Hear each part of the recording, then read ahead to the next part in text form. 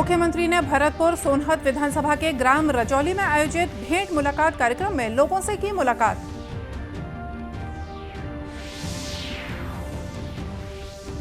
प्रदेश में त्रिस्तरीय पंचायत उप निर्वाचन के तहत 117 पदों के लिए हुआ मतदान।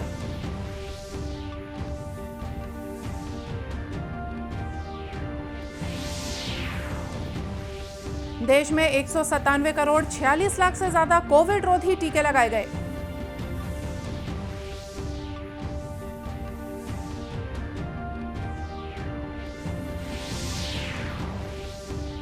और बिलासपुर जिले का मदनपुर गांव आदर्श ग्राम योजना के तहत बना मिसाल।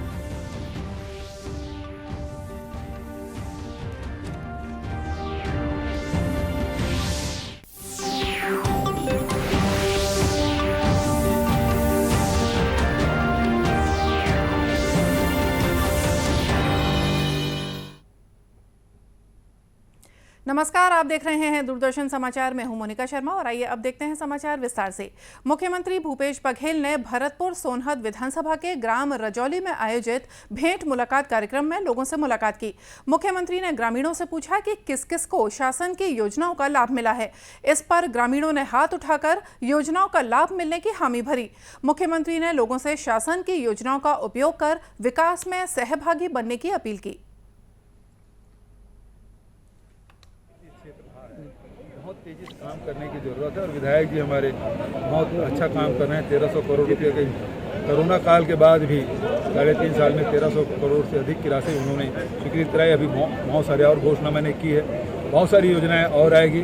तो बहुत तेज़ी से काम हम लोग कर रहे हैं, चाहे शिक्षा के क्षेत्र में, स्वास्थ्य के क्षेत्र में, चाहे वो सड़क से जोड़ने की बात हो, तो सब काम कर रहे हैं। प्रशासनिक इकाई भी अब छोटी यूनिट होगा तो उससे ज़्यादा लोगों को लाभ मिलेगा। धन्यवाद।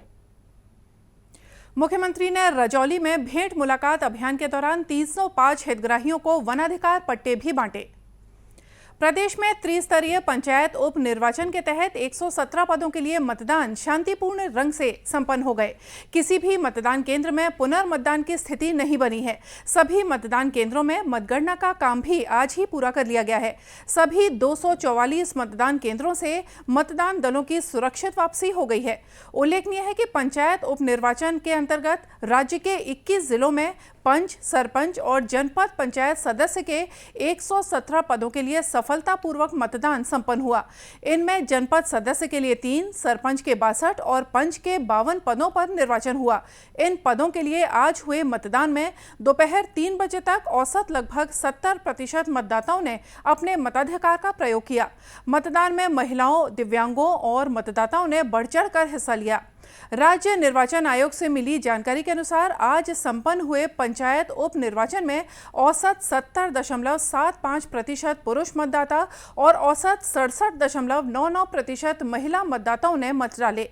गरियाबंद जिले में सबसे ज्यादा 82.49% मतदाताओं ने मतदान किया। केंद्र ने राज्यों को कोविड महामारी के खिलाफ सतर्कता बढ़ाने का परामर्श दिया है। पिछले कुछ सप्ताह में कोरोना संक्रमण में बढ़ोतरी को देखते हुए ये निर्देश दिया गया है।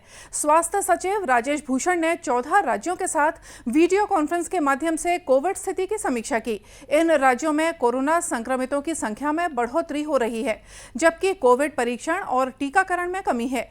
नीति आयोग के सदस्य स्वास्थ्य डॉक्टर विनोद पॉल भी समीक्षा बैठक में मौजूद थे। उन्होंने राज्यों को बढ़ते हुए संक्रमण के प्रति सतर्क रहने और 9 जून को स्वास्थ्य मंत्रालय से जारी संशोधित निगरानी रणनीति के अनुसार निरीक्षण बढ़ाने का सुझाव दिया। टीकाकरण और RT-PCR जांच बढ़ाने का भी परामर्श दिया गया। विशेषकर 60 वर्ष से ज्यादा उम्र के लोगों और 12 से 17 वर्ष आयु वर्ग में टीकाकरण का दायरा बढ़ाने पर बल दिया गया। गौरतलब है कि अब तक देश में 197 करोड़ 46 लाख से ज्यादा कोविड रोधी टीके लगाए जा चुके हैं। 16 मार्च से 12 से 14 वर्ष के आयु वर्ग के लिए टीकाकरण शुरू किया गया था। अब तक 3 करोड़ 65 लाख से ज्यादा किशोरों को पहला टीका लगाया जा चुका है। इधर छत्तीसगढ़ में भी कोरोना से बचाव के लिए टीकाकरण अभियान जारी है। प्रदेश में अब तक 4 करोड़ से ज्यादा कोविड रोधी टीके लगाए जा चुके हैं। इस बीच प्रदेश की पॉजिटिविटी दर 1.30% पर पहुंच गई है।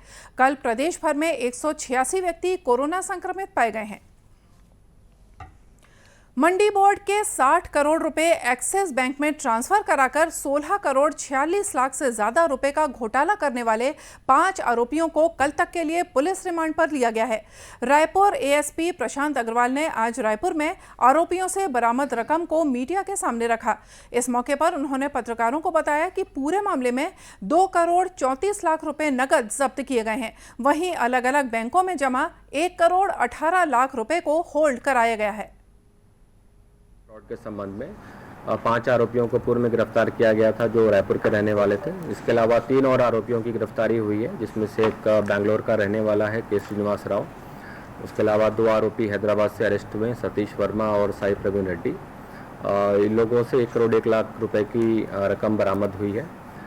इससे पहले भी पुलिस ने जो अमाउंट सीज किया था 2 करोड़ 34 लाख रुपए कुल नगद रकम अभी तक इस अपराध में जब्त हो चुका है। उसके अलावा 1 करोड़ 18 लाख रुपए जो खातों में ट्रांसफर थे उनको होल्ड कराया गया है। तो कुल 3 करोड़ 52 लाख रुपए जो फ्रॉड में से रकम को अभी तक पुलिस ने सीज किया है।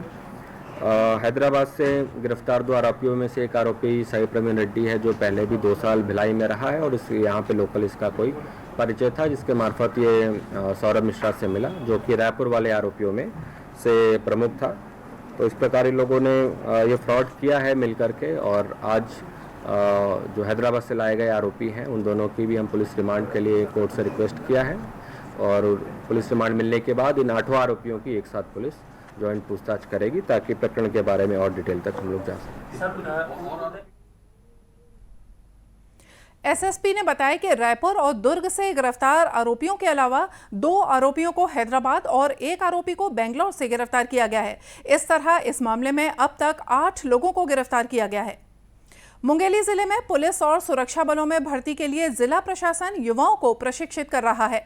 युवाओं को शारीरिक प्रशिक्षण के साथ लिखित परीक्षा की भी तैयारी कराई जा रही है। कलेक्टर गौरव कुमार सिंह ने मीडिया को प्रशिक्षण के बारे में जानकारी दी। वहाँ पर विभिन्न प्रतियोगी परीक्षाओं को छत्तीसगढ़ पुलिस को देख लें, वन रक्षक को देख लें, जो हमारी भारतीय सेना के हिस्से हैं उनके लिए देख लें। ऐसे बच्चे जो कई बच्चे आए थे कि सर हमको ट्रेनिंग मिलनी चाहिए, उसी को देखकर जिला प्रशासन ने निर्णय लिया है। और माननीय मुख्यमंत्री जी का हम सबको निर्देश रहता है कि हमारे यहाँ के युवाओं को ज़्यादा से ज़्यादा रोजगार कैसे मिले, इस पर काम करना। प्रशिक्षणार्थियों ने बताया कि उन्हें जिला प्रशासन की ओर से हॉस्टल में रहने खाने के साथ ही आने जाने की सुविधा भी उपलब्ध कराई जा रही है। मतलब प्रशिक्षण ले रहे हैं और यहाँ हम लोग को मतलब ड्रेस की सुविधा मिला जा रहा है और शूज़ मिलेगा आगे, ये बताया जा रहा है। प्लस हम लोग को पढ़ाई के तौर पे हम लोग को संविधान पढ़ाया जाता है, गणित पढ़ाया जाता है, अंग्रेजी पढ़ाया जाता है और बाकी जितने भी हम लोग को मतलब आगे की तैयारी है उसके हिसाब से तैयारी किया जा रहा है। इस प्रशिक्षण शिविर में करीब 600 प्रशिक्षणार्थी भाग ले रहे हैं, जिनमें 100 युवतियां भी शामिल हैं। केंद्र सरकार की आदर्श ग्राम योजना प्रदेश के गांव के विकास में महत्वपूर्ण भूमिका निभा रही है। बिलासपुर जिले में भी ये योजना सफलतापूर्वक संचालित हो रही है। बेलतरा विधानसभा का मदनपुर ग्राम पंचायत आदर्श ग्राम योजना के तहत जिले में एक पहचान बना चुका है। सांसद अरुण साव ने कहा कि आदर्श ग्राम योजना केंद्र सरकार की एक महत्वाकांक्षी योजना है, जिसमें स्वास्थ्य, शिक्षा और स्वच्छता के साथ साथ आर्थिक रूप से भी लोगों का जीवन स्तर ऊंचा उठा है। को आदर्श ग्राम घोषित किया जाता है। सरकार की अलग अलग एजेंसी उसकी विस्तृत डीपीआर बना के उस डीपीआर के आधार पर एजेंसियां काम करती है और इस दृष्टि से ये योजना है। मदनपुर पहले साल का गांव है, वहां पर इस दिशा में कुछ काम हुए हैं। अन्य जो गांव हैं वहां पर भी धीरे धीरे इस योजना से काम हो रहा है। मदनपुर के निवासियों का कहना है कि गांव में पहले बारिश के सीजन में पैदल चलना मुश्किल होता था, लेकिन अब पक्की और चौड़ी सड़कें हैं। गांव में स्वच्छता पर भी विशेष जोर दिया जाता है। ग्रामीणों का कहना है कि यहां शासन की हर योजना का लाभ उन्हें मिल रहा है। हमला मोदी सरकार है जो यानी योजना बनाते ओखर सब चीज़ के हमला फायदा मिला थे। हमार ग्राम में नाली भी है और पानी के भी सुविधा है, सीसी रोड के भी सुविधा है, यानी बने हैं पूरा गली में।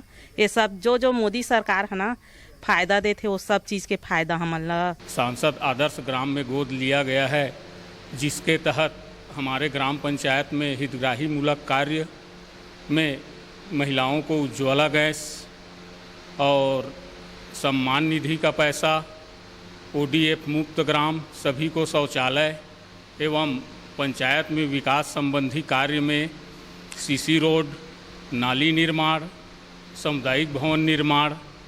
हमारे ग्राम को पहली बार ऐसा लग रहा है कि इतना विकास कहाँ से आ रहा है। सभी ग्रामवासी खुश हैं।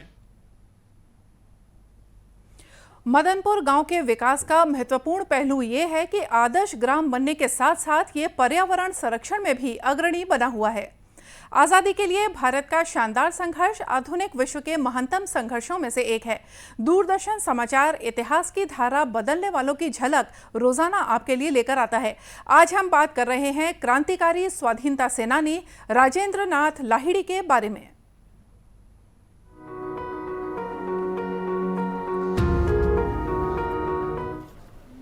आज की कड़ी में हम क्रांतिकारी स्वतंत्रता सेनानी राजेंद्र नाथ लाहिड़ी को श्रद्धा सुमन अर्पित कर रहे हैं। इनका जन्म 29 जून 1901 को वर्तमान बांग्लादेश के पबना में हुआ था। लाहिड़ी ने अशफाक उल्लाह खां, राम प्रसाद बिस्मिल और रोशन सिंह ठाकुर के साथ मशहूर काकोरी षड्यंत्र में भाग लिया था।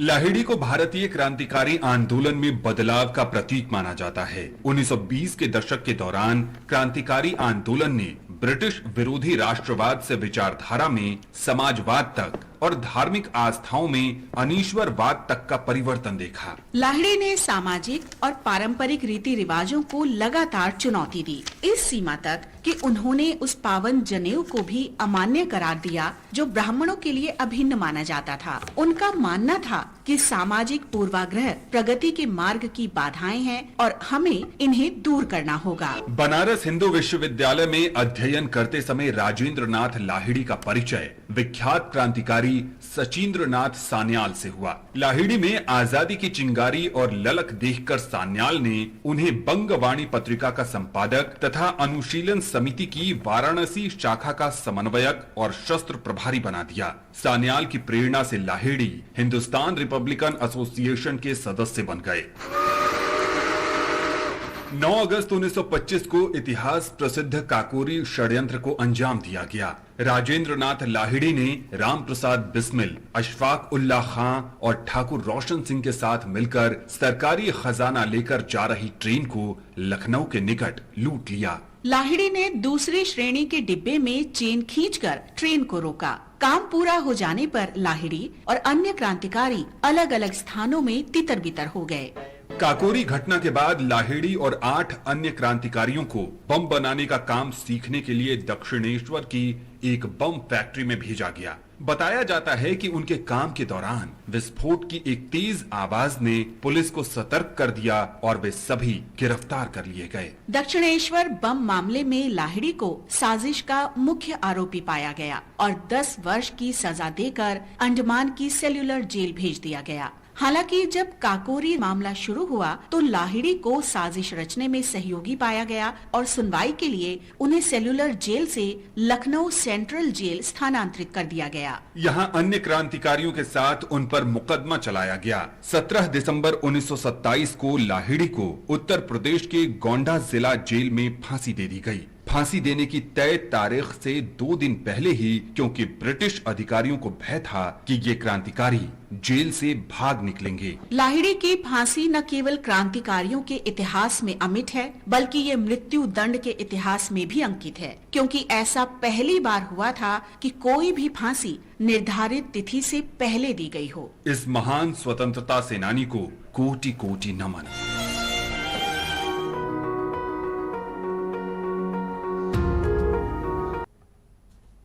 और इसी के साथ ये समाचार बुलेटिन यहीं समाप्त हुआ। नमस्कार।